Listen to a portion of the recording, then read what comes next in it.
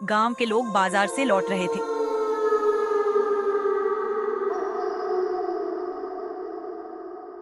हर कोई जानता था कि जंगल के रास्ते में एक खौफनाक दरिंदा घूमता है जिसका नाम था गारो।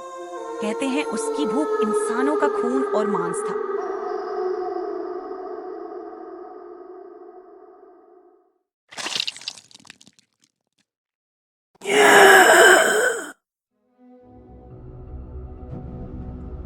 मगर दिन के उजाले में कौन मानता है डर की बातें। 3 गांव वाले बखिया, धरिया और मोटा कालू टोकरी लेकर चल रहे हैं। धरिया हंसते हुए, अरे कालू, तू तो डर के मारे कांप रहा है। दिन है दिन, कौन सा भूत यहाँ घूमेगा। कालू पसीना पोंछते हुए, मुझे कुछ ठीक नहीं लग रहा।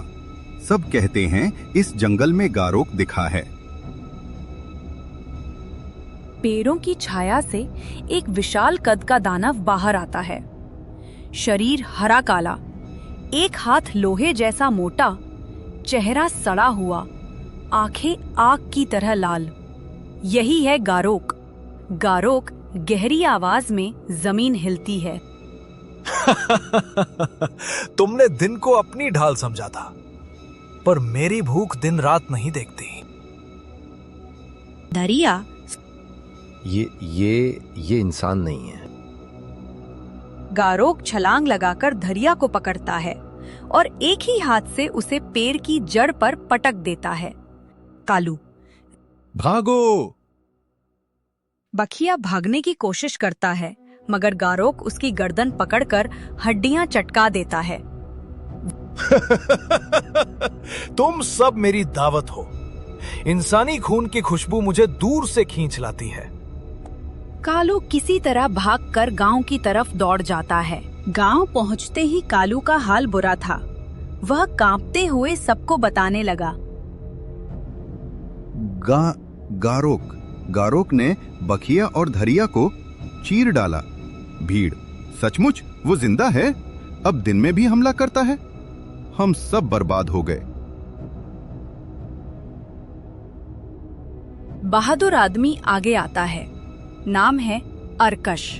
लंबा, दुबला, लेकिन आंखों में तेज। अर्कश सबको शांत करते हुए, चुप रहो सब। अगर डरते रहे तो वो एक एक कर हम सबको मार देगा। अर्कश बेटा, गारोक इंसान नहीं है। तू उसका सामना कैसे करेगा? शैतान कितना भी ताकतवर क्यों ना हो, इंसान की हिम्मत बड़ी होती है। मैं कोशिश करूंगा। अर्कश की बातें सुनकर भी कुछ लोग मानने को तैयार न थे और वही उनकी मौत का कारण बना। पलीता, झुर्रा और ढेला जंगल से लकड़ी लाने जाते हैं। झुर्रा धीरे धीरे, यार, क्या जरूरत है इस वक्त आने की? डरपोक मत बनो। गारोक का नाम सुनते ही सब पागल हो जाते हैं। 3 लोग जंगल में घास काटने जाते हैं। वक्त बीतते बीतते गहरी रात और घना अंधेरा छा जाता है। घास काटकर जब वे घर लौटने निकलते हैं, पर के ऊपर बैठा हुआ गारोक अचानक कूद पड़ा और उन लोगों के सामने आकर खड़ा हो गया।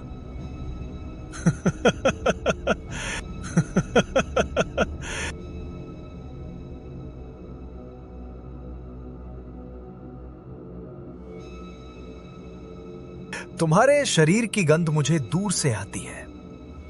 अब भागकर कहां जाओगे? टुंडा डर से कांपते हुए, मत मार, हम सबको छोड़ दो।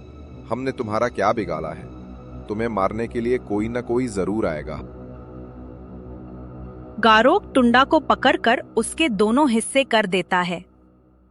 खून हर तरफ फैल जाता है। ढेला पागलों की तरह भागते हुए, बचाओ! गारोक दौड़कर उसकी टांग पकड़ता है और पेड़ पर दे मारता है। ढेला की हड्डियां टूटने की आवाज गूंजती है।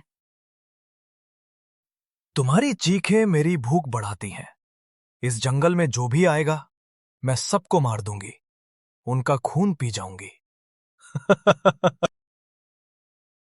पलीता अकेला चीखते हुए भाग जाता है।